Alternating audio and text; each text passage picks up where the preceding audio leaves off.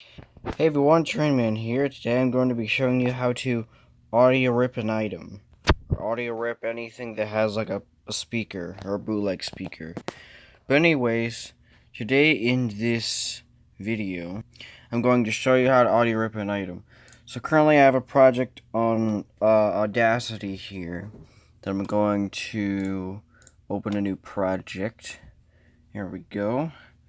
You want to change this to microphone to there. You have that. You have Audacity open. Make sure that your recording volume is very, very low because some bootlegs, some knockoffs or bump and goes can be really loud.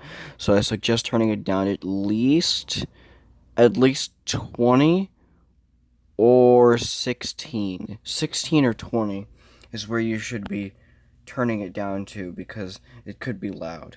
So we also make sure to keep it on mono recording. That's because it'll only go through one channel and it'll actually sound decent.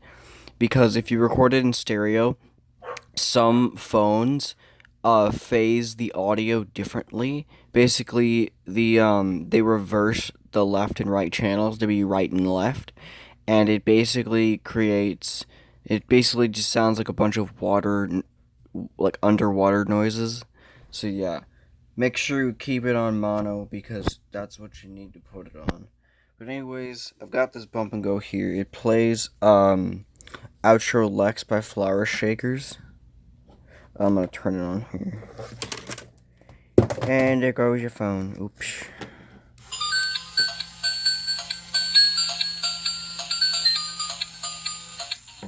But yeah, as you can see, that's the bump and go. Make sure you have the bump and go cap on so your bump and go doesn't go everywhere where you're doing the audio rip. And what you want to do is you want to take a screwdriver like this, and unscrew the speaker.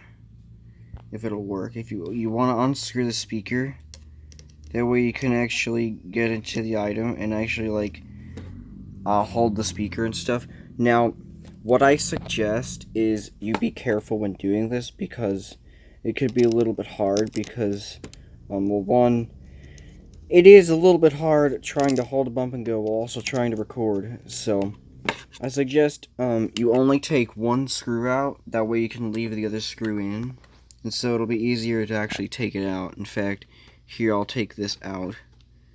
There we go. Alright, speaker's out. As you can see, that's the speaker. It's I think it's a 0.2 watt speaker.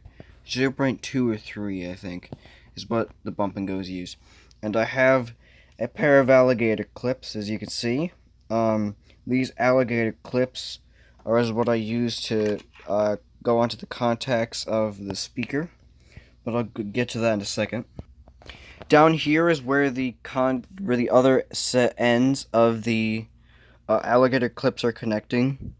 As you can see, the alligator clips are connecting to an aux cord, which you should have, if I can even show this properly, you should have the red wire on the top of the aux cord, while you should have the black wire on the bottom of the aux cord. But as you can see, the red wire is here, and the black wire is here.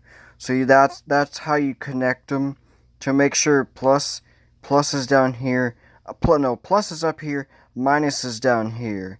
Make sure you have that, and then make sure that when you have it all connected, make sure you have some sort of audio device. Make sure that you don't make the camera fall. Make sure that you have an audio device set up on your computer.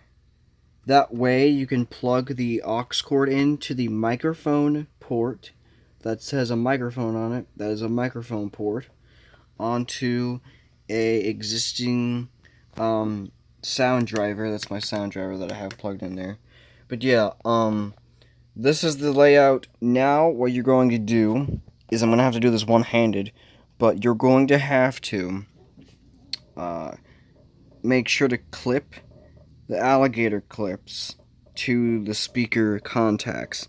So I'll set my phone down in a second, and I shall currently clip the clips themselves to the speaker, so you can get of what it would generally look like.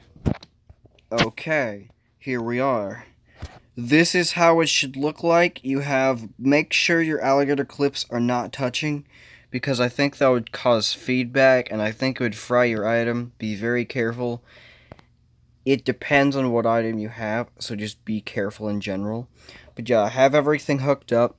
Now what you want to do is, once you have everything hooked up, make sure you have everything correctly hooked up, and you should play the audio. You should play it here. As you can see, there is nothing on the audio track. But if you turn on the item, it should appear, audio waves should appear in the project. There we go. See that? Now the audio is extracting from the item. Now, once you're done, make sure you press stop record, and you play your audio back, so you hear the audio.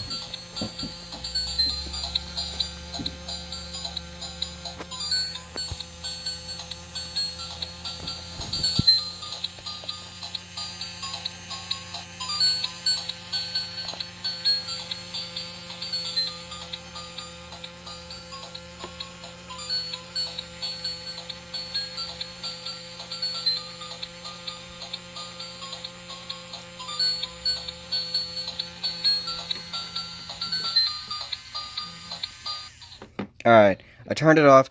Now I'm going to turn up this speaker here, and now I'm going to be playing back the audio that I just extracted from the item.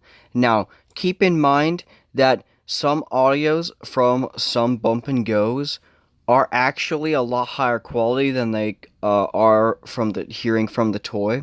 Also, make sure you cut your excess that you have, and make sure that you have it enough, just enough to just have the audio itself.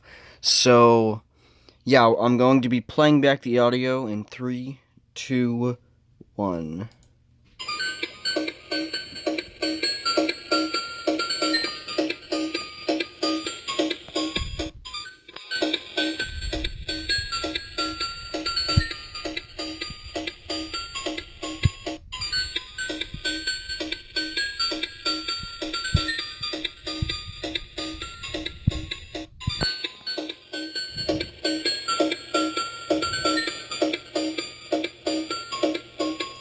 So yeah, as you can see, it's actually just one loop. So how they factor these recordings is this particular recording starts here, and then it ends here. If you see there's a gap, between like sound or sound waves, even if you zoom into the ones that sound really good and like actually there, this section is this is a factor. They basically just repeat the same part over and over again, like this part and this part. But yes, that is officially